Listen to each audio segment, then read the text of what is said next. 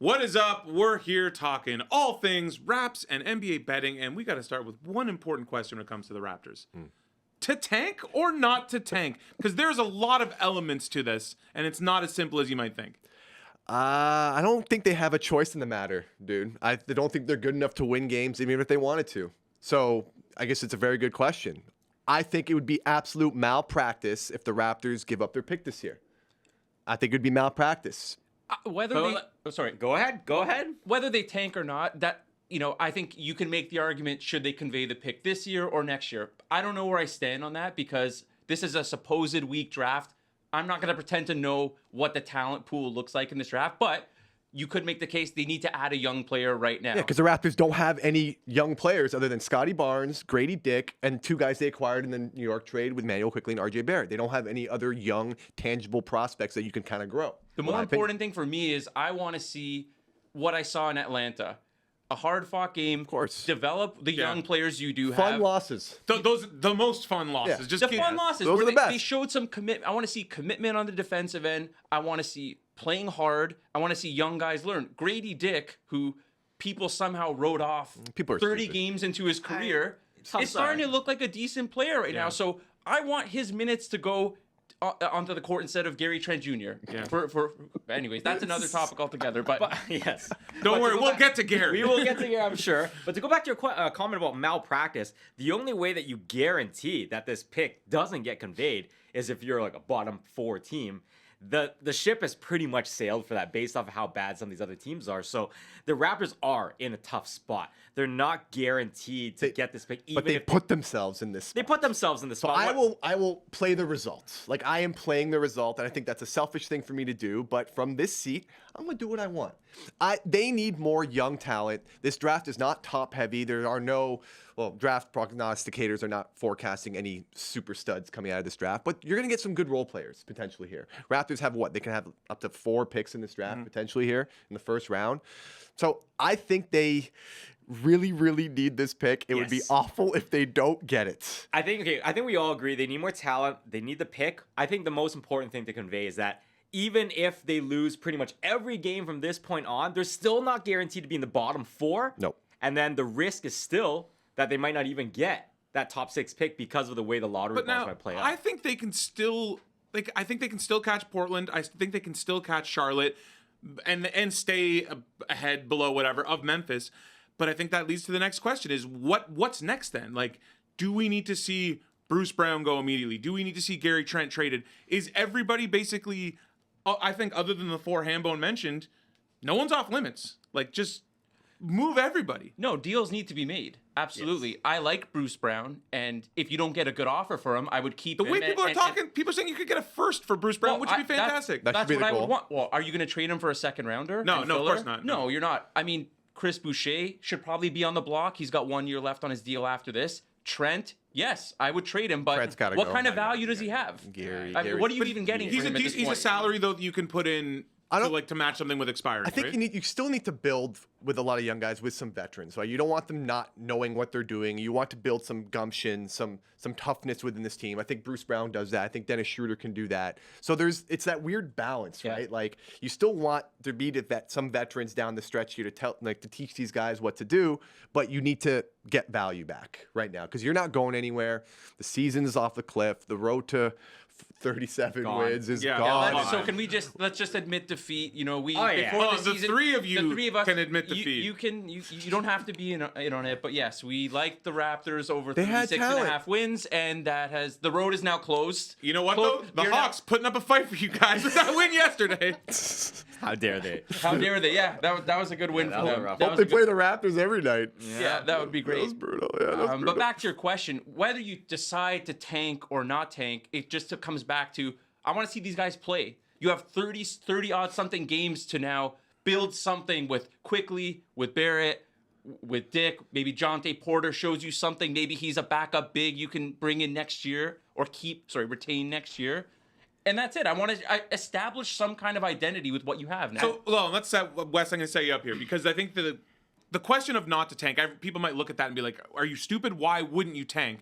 But there is some actual, as bad as things are, they can still be left out and get that 7th pick, which then goes to the Spurs. Wes, break down the numbers in terms of like it's what is their most probable pick? No, I think just the most important thing about the math is that there's a certain number of teams that are guaranteed a top 4 pick. That's just the way the lottery ball system is set up. But then the Raptors, even if they finish 6th where they are currently, they're not set up to guarantee that pick. It's the most probable outcome if it goes all chalk. Yeah. If 1 through 4, everybody who's supposed to get picks 1 through 4, they get it.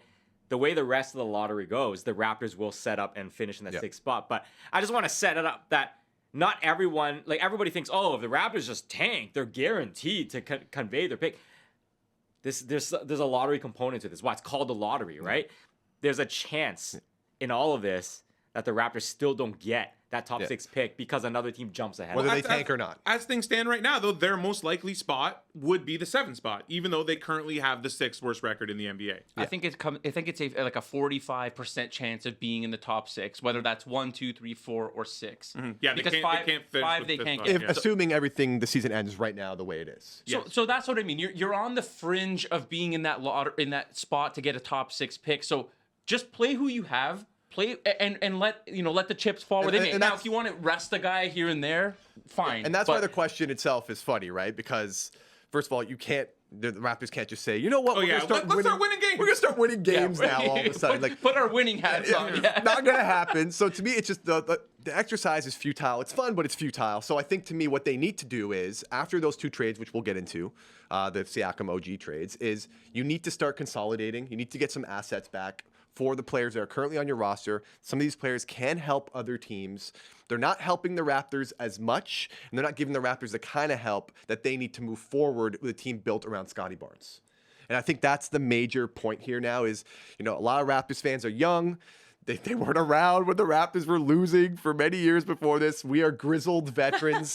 We've seen the darkest of times. A lot of dark times. Yes. A lot of dark We times. know We were what's born coming. in the dark. We were born in the dark. We were born in the darkness. But what I want to mention with tanking and how you go about tanking, I think one thing important to mention is the rest of the playing time from this point to the end of season, that playing time has to be treated like inventory. Yeah. And that inventory needs to be spent wisely, not on players who are not going to help the Raptors in the future.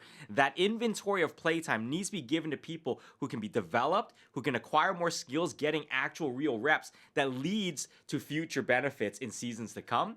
If it's being wasted away on players who are not going to have any impact on the team in the future, that's the mistake. And That is the most dangerous. And as of this taping, Jakob Poeltl is hurt. I would love to see this team with a legit center because right now you're trying to skirt by with Thaddeus Young and Jonte Porter at center. You're not really getting the requisite rim protection that you need to actually try these guys out. I'd love to see a quickly Poeltl pick and roll. Yeah. Well, listen. It was money when it was working. Well, listen. A few weeks ago, we were talking about could they be a playoff team when Poeltl was healthy and quickly and RJ just showed up. They looked pretty good. Decent. Yeah, and Since Poeltl was the one guy you had no replacement for, though, right? Yep. You're essentially playing without a big man. You're getting crushed at the rim. But now, he's not a guy who would say, "Oh, we're tanking. Let's not play him." No. Put him on the court and try to develop Build that something chemistry, Yes, yeah. exactly. they've you're been 1-9 since Poeltl's been out. Look, It's just tough. Watch every game. They cannot protect the rim at They're all 1-9 against anybody. I Right? don't think anyone learns that. I think Keeks had a good stat yesterday. It was something like over 70 points in the paint that they gave up against the Hawks, and it's like, Yeah. ugh, that's all the Poeltl effect. Yeah. So I'm going to spring something on you. We didn't talk about this before.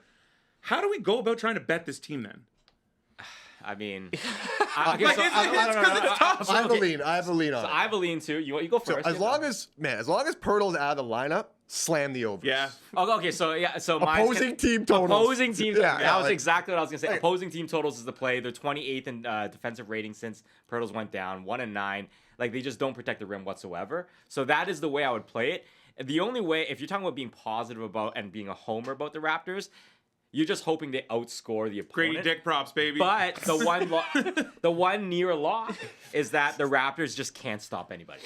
So that's the way you bet on them. That's very disappointing. Are there Grady Dick props? They're available like FanDuel. 30 minutes before. But the yeah, game. they don't put them until FanDuel, get on it. FanDuel Grady Dick props. Okay, we want more. We GD. want them. Do you want to talk about the trades? I kind of want to No, go the with people haven't heard our opinions. No, I know. We'll get to Siakam and to OG in a second, but what are you hoping for with the Bruce Brown trade? Do you want like a 2026 unprotected pick, or would you rather have more? You said they need more young talent for sooner. Would you rather have kick the can down the road and get like 2026, 2027 unprotected So pick? Bruce Brown has a team option this offseason, right? So the Raptors can Which will maintain, be 100% will be picked up. Maybe. No, Depends what the that guy Raptors goes for more in the open market. if the Raptors want to value their cap space, and they have a decision to make, it depends on what their plan is. But to me, you have value there, right? So I think you get at least a first-round pick for Bruce Brown. You canvass the league to try and do that. The other option is like a 5 second-round pick, like the Jay Crowder trade from a couple years get a back. bounty of seconds. A bounty of seconds. But do you want to value more immediate help or down the road? I think to me, you want to put young players around Scotty Barnes now to see what you have with this team going forward. Bruce Brown provides a lot of toughness. He's a vet, championship pedigree. I like having those guys on the roster, so I'm not going to be rushed into trading him for pennies on the dollar. But is like a post-LeBron unprotected Lakers pick pennies on the dollar, or is that the ultimate fun lottery if you ticket? can get that, Yeah. No, then you there's run no way they would towards even that. get that for Bruce Brown. No, but though, I'm saying right? if you throw other, if Bruce Brown, Gary Trent, if it's a first pick down the road that you think might have value, I would do it. 2025 and up. Absolutely. I would absolutely, avoid yeah, this year's draft because the Raptors already have a bunch of picks this year. I would try and get anything going forward if you can swing it. If you can do that, you have to. Even and like if you want to take a step further, like, are you sure Schroeder's not on the market? He should be. definitely- He I mean- 100% should be. he's I on the mean, market. I like having him around, but if there's an offer that's good and it helps you in the future, then take it because he could be gone in a year. Okay, let's get to the important question. Are the Knicks going to win the NBA championship with OG Anunoby? Because they look so damn good. The defense looks great. OG has completely changed what that team is and maybe what the perception of their ceiling is. I hated that trade for the Raptors. I loved it for the Knicks.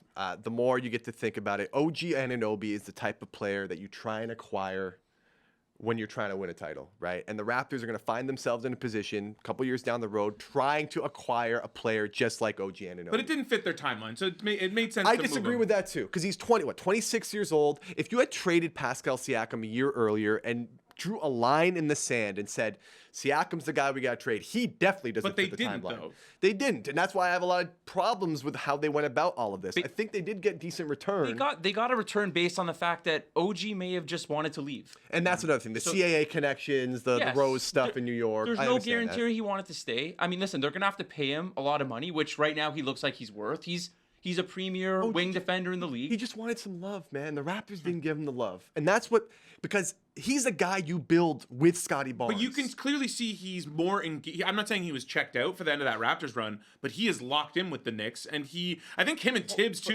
is a perfect marriage. Hold on, though. The New York has a hierarchy in how they play. They do. have Brunson, Yeah. they have Yeah. Randall, OG. You are the pure 3-and-D wing Yeah. guy. Toronto was a confusing situation. You had 3 redundant wings. No one knew who the guy was, and it was OG just. and Scotty are not redundant, in my opinion. You're right. Pascal Because of and Pascal Scotty shooting. are very Pascal, redundant. yeah. But I think one thing to add on here is OG in New York is close to the perfect fit. Yes. The perfect fit. So he fits like a glove, and there's a reason why their record's the way that I think it he is. fits anywhere. No, but in New York specifically as a Sure. team, the way that they're built, their identity defensively, the fact that they have these 2 ball hog handlers on their offense who take all the usage up, and all OG has to do is make good cuts, get to the rim, hit some threes. Hey, he's set up for success there. If you look at all the stats that he has, it's literally the perfect situation. It's because, you know what? He doesn't have to do almost any decision making on offense. All he has to do is guard the number 1 guy on defense, hit your shots at the rim, hit your shots at the 3-point line, and let those other 2 guys operate. And it's working out really well for them. Do we think that they're a serious contender though? Because I'm still not there with them. They're probably a piece away, I'd say. Yeah. I think they're probably one dynamic top level guy away. They're not. They're not a serious contender. Yeah. Now, So, but are they, what- I wouldn't can want they to win- play them. No, no, no, no. 2 rounds? I think that's where I'm at with them. Would you want to play them in the No. first No, round? no chance. No, Yeah. you wouldn't. No, tough. and they're actually what are they? The top 3 right now? They're fourth, third What or do you mean? fourth Where are they? in the East. In They're the East. fifth. They're fifth. Okay, yeah. So they I think are a team that can win around, but championship contender. Come on, let's not crazy. No, I obviously not No, trying no. to say. I'm just saying, can they make a conference finals? I think that's a fair. People in New York If probably things think. break right, yeah, they could. They acquired a player, so we talk about this all the time. They acquired a player who can play in the final 6 minutes of a game 7 of the finals, and that's OG Anunoby. And that's why when some schmuck sitting here at this desk, if I'm building a team, I want to acquire as many players as you can who can play in those high, volatile, last 6 minutes, game 7 title minute. Those are important. And you I need know- those players. OG is one of those guys, and you traded him away for two players who, one has some talent, and quickly I'm tantalized by what he can do, especially shooting the ball. And RJ Barrett, who I'm not that much of a fan of, only because look at New York's defense since they traded him. Look at what has happened. It's not a coincidence. I understand RJ is still young. He can still do some stuff with the ball. He can score. He's been quite efficient with the Raptors. Defensively, he is not that guy. I'm just as like He's a pure not. hypothetical. All right, to answer your question, what if Dante DiVincenzo became a Drew Holiday instead? Then yes, I think they can give a lot of teams a hard time, especially on the defensive end. But that's the type of jump that I think they still need to make in order to be in that conversation. Yeah. You need another dynamic guard. Can I Probably need just another touch bench on player. Defensive player of the year for a second, because OG is now he's number 2 That's- on the odds from our The New friends York from bump. FanDuel. Yeah, plus 600 and on he's FanDuel. getting the New York hype. And listen, he's The New York hype is the New that's York the hype big is thing. real. Real. And listen, It's real. he's played amazing in New York. His blocks have gone up, his steals have gone up, his deflections. He's gone up, and they've had the number 1 defense since he got there. But however, you can't wipe out the Raptors' body of work either in a full season award. I'm sorry. You had 27 games in Toronto where did you look like the defensive player of the year? No, you didn't. Honestly, though, I don't think that matters, and I think Why you not? can wipe. It's no, a season award. what you're saying makes sense and is logical, but are people going to vote that way? I don't think so. I think narrative. they will ignore that, and they'll be like, "Well, look at what happened. Look at how much better New York's D got with him there." They've also played a cupcake schedule Yeah. the last month. It's about to get a lot tougher. So let's see how that develops. I'm just saying right now, he was not the defensive player of the year in Toronto. chance, yeah. So Oh, no I'm not chance. giving it to him for 50 games Great in New York. defender, though. Yes, Great of course. defender. Great Clean defender. up, clean Oh, on no, the chessboard. he's an all-defensive player. Yeah, I'm just like- saying right now he's not the And the way to he's watch. being used right now by Thibodeau in New York is It's the perfect fit. seam- It's the perfect pairing of it's- player and coach. It's seamless. And It's good for really him. good. Honestly, good for him. So It's now, really good. On to the Pacers. Obviously, we don't think they're any kind of real contender, but it is fun to get to have Siakam playing with a guy like Halliburton. Like, if you're a Raptors fan, you want the Pacers to lose. yeah, it is ironic that people in Toronto are still cheering on Siakam. Yeah, no, that's just the softness of Toronto fans. Like, but that's the like their whole softness. tomorrow like, over Kawhi thing. Pascal, Yeah. you were done wrong by. But like, Listen, if you like the Raptors, you need Indy to lose. So Yeah. it's a Tip it's a contradiction. tip your cap to the work he did for Toronto. He course. scored the final field goal, Yes. Game 6 of the finals against the Warriors. Like, He- cool They're man. gonna He put- retire his jersey. Yeah. Like, Yeah. they, You know, they grew like- him. They helped develop him into the player he is now. But he's on Indiana now, and the Raptors own Indiana's pick. If you are a Raptors fan, you need this team to lose. You want them to plummet to the bottom of the course. standings, if willing to do so. Like that should be the goal. I don't think Indy, to your question, has any chance to I think actually be they're- a contender. No. I think they're just like they're a fun. If they can win They're around, fun. they're a They're fun. fun team. I like Their the, games are I awesome. like the fit with Siakam Yeah. there too. It's a though. great fit. You have an elite point guard. You have a stretch 5. Stretch 5, which he He's gonna- loves talking about. He He's really gonna have a wanted ton one. of space. He's gonna have a ton of space to operate in. He's had some good games recently. Did you like the trade? for Indy? Yeah. I don't like the I- Indy trade. You mean for the Raptors? The or for Indy? Raptors, Indiana trade for like Pascal Siakam. Did you think they got enough back? You mean for the Raptors side? The Raptors. Oh no, hell no. No? But that's how it is. But right? that was they were painted But- into a corner. Well, That based was- on the- again, based- that- That yeah, they corner, put right? themselves Yes, in. yes, they that's put- what you do. You so don't. based Someone on- else doesn't paint you into a based on corner. the circum- You paint yourself into the Fair corner. point. Fair point. based on the circumstances, fine. You got a few picks, whatever. But like you it's the said, timing. You should They have done it earlier. They put themselves in a bad spot, and that's what you get. But shout out to Siakam, just like OG in New York. In Indy, it's a good fit. Yeah. Great fit. He's a good fit for that team. Now, are they good enough as a team overall? No. But I just think Siakam for his own development down the road. It keeps that's a good Halliburton. place. It keeps Halliburton happy too, and it kind of Indy knows what their timeline is. And next year, going into next season, they can kind of make a move in the summer and keep getting better. Well, Indy's ceiling is Halliburton, right? Like as good as Halliburton is, that's how far they'll go. But to cap it off, I just think Indy, New York, round 1. yeah, let's Right? go. Yeah. How That'd be perfect great. is That's that? great. OG That'd be guarding perfect. Siakam, Yeah. Knicks, Pacers, Reggie Miller Yeah, gonna bring it show back. up. Let's go, man. Okay, guys, we got to talk about MVP because this Embiid thing is a roller coaster. I cashed out my bet. I had money on Embiid to win MVP at plus 550, 600, and I cashed it out. A big man with a sore knee. How many more games can he miss? Six. More Max. as of this 7 taping. more, he's Max. disqualified. Yeah, the 65 game min limit for these awards, other than Rookie of the Year. I have cashed out due to the injury stuff and because he fully ducked Jokic again in Denver. Yeah. I can't. Yeah, I mean, if you're the MVP, you need to show up and play that Denver game. Yeah. I mean, there's a track record now. Since 2019, he hasn't played there. It's so, cowardly. I mean, you got to show up and play that game. I'm not going to say, okay, he's not faking an injury, but the track record speaks for itself. You're not enjoying him Yeah. beating up on these garbage teams night after night, though. Oh, you don't love it? You guys, listen. You want to get excited about him dropping 70 on the Spurs. That's fine. But you know what? Show up and Look play out, Portland. No, he hasn't played the majority of above 500 teams on the road this year. I think he's missed 8 of the 12 games. Make of that what you will. Yeah, I think the biggest thing right now is just he's the only candidate out of those top that has a margin of error that can be wiped out with just one little tiny thing. Yep. And you have to factor that into the math when you're betting this award. So he is the favorite up to this point in the year, sure. But with that margin of error, you have to factor that into it. There's no value right now. Here's my question, though. If you're Embiid, should you be going for the MVP? Because we saw last year what Absolutely happened. not. He gunned for that award. And when it came to that Boston series, he clearly, and pretty much what it's been every year with him in the playoffs, he's run out of gas. I mean, he's publicly said he's not, and I think that's the right attitude. He's saying the right things, but he should also. But do you take think that action. will actually happen? Because when he's that close, I think he'll want to push because I think he'll want that award. Same. I don't think they're going to get him the minimum games. The only thing is, does he have an injury that's out of his control? Yeah. That's the risk. But if it's up to them, he'll get to 65. A 7-footer with a sore knee when you have championship aspirations while you're stuck in January, like you're not making those decisions. Like you need him to be healthy down the stretch of the playoffs. Exactly. That's You the more need that. It's important the thing most for them, important right? thing. You have Nick Nurse's coach, Tyrese Maxey's on this like crazy ascension, probably the MIP favorite. They're a team that can still make a move too. And then their potential probably move will, away. yeah. Like that's what matters. You want MVP. That's great. Like cool, you did it. You Like proved the the league. margin's so thin, he can't even get sick. He can't even get sick. Yeah. You know what I mean? In the next 2 months. Exactly. Well, like, another question too, if you're talking the MVP, because obviously he's neck and neck with Jokic, and Shea is lingering right behind them. Yeah. What's more valuable, 78 games of Shea or 65 of Embiid?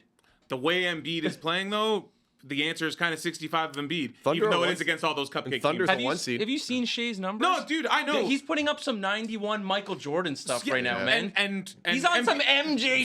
and Embiid, and leads the league in steals. but Embiid is on some Will. Like Yeah, against the Spurs and the Hawks. I know. I'm with you. Where is he in Denver, man? Where is he? Oh, why are you looking at me? I know Where is he? Where is he? He's ducking him. Great question. And then he comes out at the end in the fourth to shake everyone's hand. What are you doing? Go to your hotel, man. Why are you here? You just skipped the game. Everyone paid a premium to watch you, Yeah, and you that's warmed up. Oh, it wasn't my call. I bet. I bet. I defended him last year. I defended him. I can no longer do that anymore. I can't do it, man. You ducked him. You ducked Jokic again. You should have did. played, man. I don't know. If fine, the trainer saw something. I don't know. I don't know. What to If say. he's hurt, he's hurt. Like if It he's hurt, sucked he's for us. It sucked for us. I was Yeah. looking forward to that game. As the fan, you know? we got robbed last year, Yeah. and it was the same thing this year. no value in Embiid for MVP. Do not bet it. In my opinion, you guys could do it. Well, just stay away from it right now. Staying Just away, Stay away there's no from it. value. And listen, if you want to just gamble, go to FanDuel's casino right now. Yeah. If you want to gamble like Especially that. on a Friday for that free $5 roulette spin. It's a dark place. Oh my god, I don't want to go there. It's dark. All right, it's hard to top Fab's rant after that, so Yeah. I guess we're done. See you in a couple weeks.